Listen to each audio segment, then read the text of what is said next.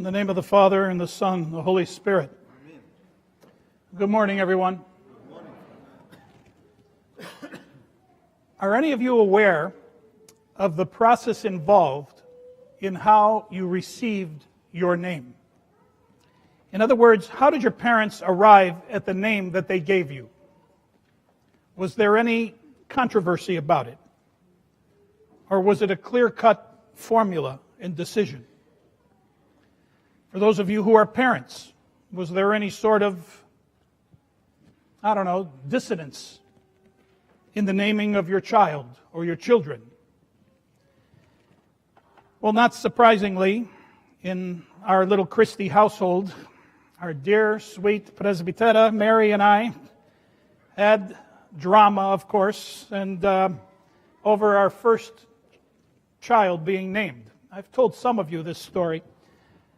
Now, in my thinking, first child, in my choreo, first child, father gets the decision on what to name. Whether it's a boy or a girl, father knows best.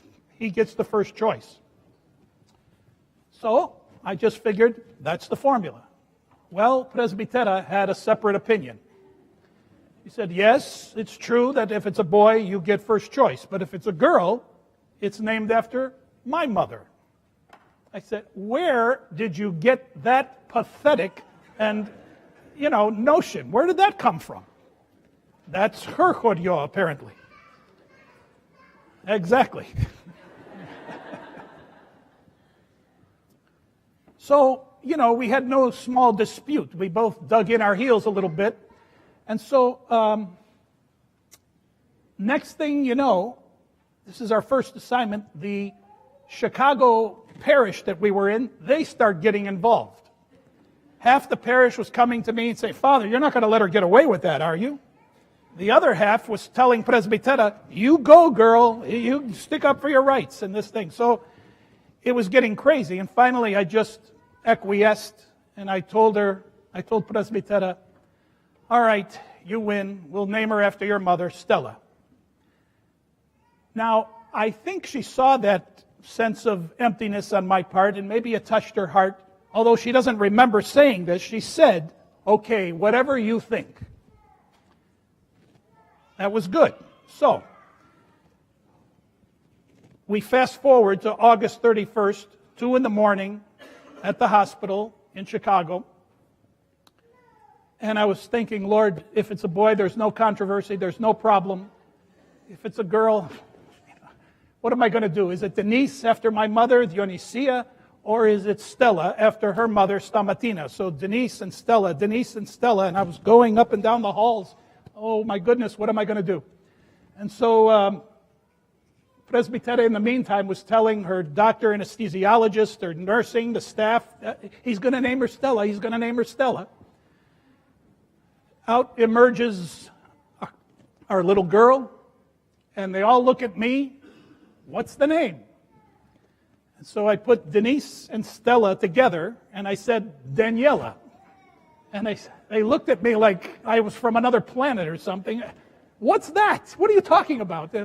But you know what? The name fits beautifully for our firstborn child. Now, just to add a little more drama, a few days later, I was looking to see when the prophet Daniel, when his name day was. And I noticed it was December 17th. And I said, oh my gosh, that's the same day as St. Dionysius, which is my mother's name day, December 17th.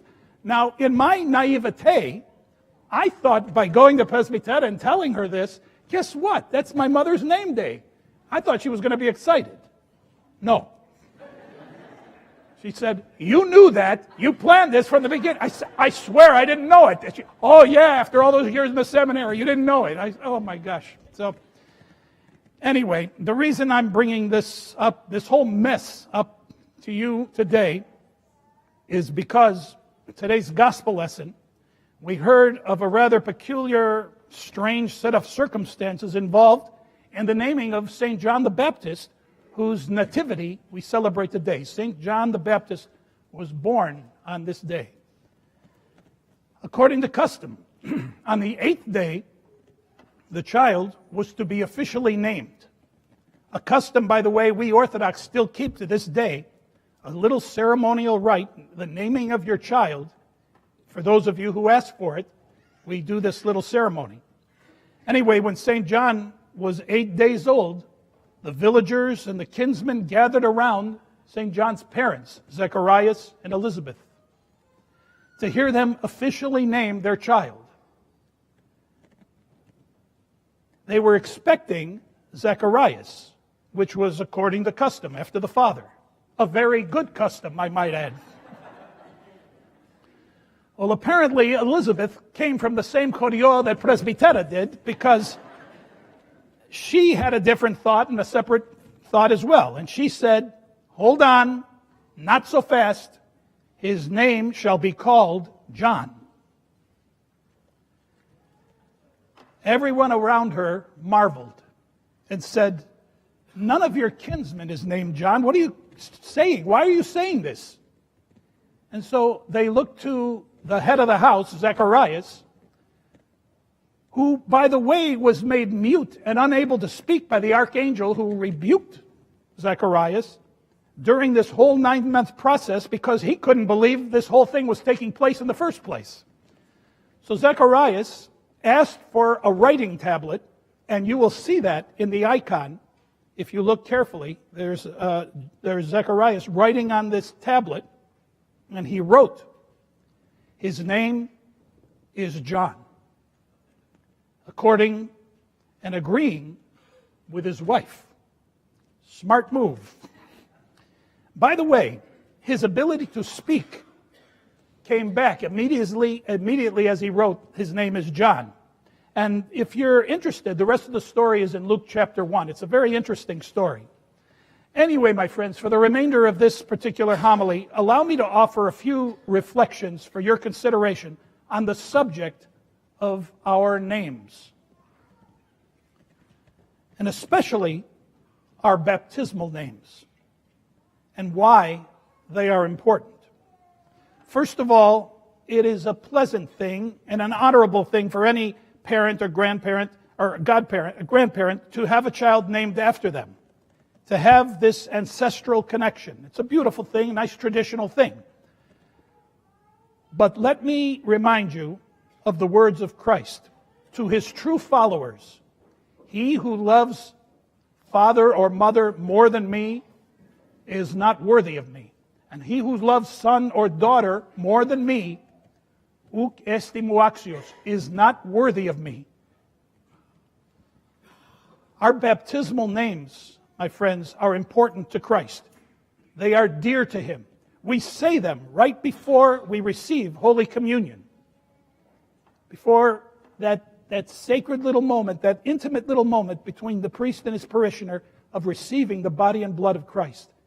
I ask for your baptismal names at that point. According to one source, we will be called by our baptismal names on the Great Judgment. Furthermore, our baptismal name gives honor to the friends of Christ, his saints. And by honoring them, we are honoring him. And not only that, but by remembering our baptismal name, we are invoking the blessing upon ourselves from the saint that we are named after. So I want to encourage you, my spiritual family, to get to know the saint that you are named after on a deeper level. I want you to do a little research. Make sure that you have their icon in your house.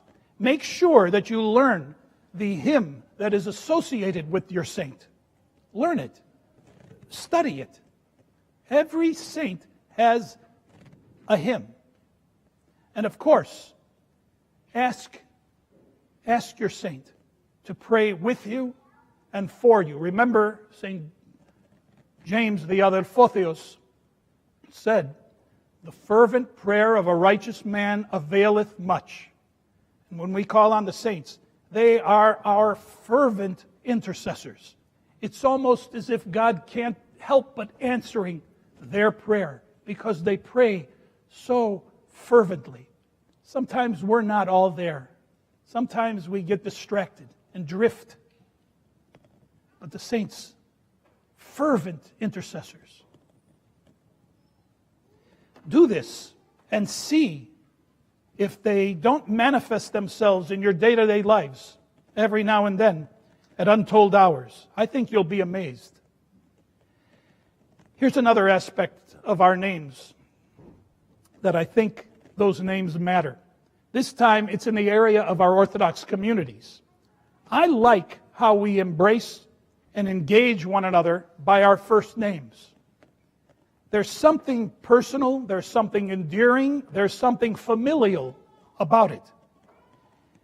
Our names give us a true sense of identity and belonging within the community. We use our first names, even our clergy. In fact, even our hierarchs use their first names. Deacon Gavrilo, Father Paul, Metropolitan Alexios, Archbishop Demetrius, Ecumenical Patriarch Bartholomew. There's no Cardinal Ratzingers here. We are a family. One big, happy, sometimes dysfunctional family.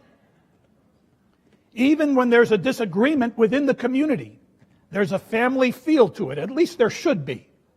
I remember as a young priest in Chicago, when I first attended the parish council meetings, got very heated at times, very heated.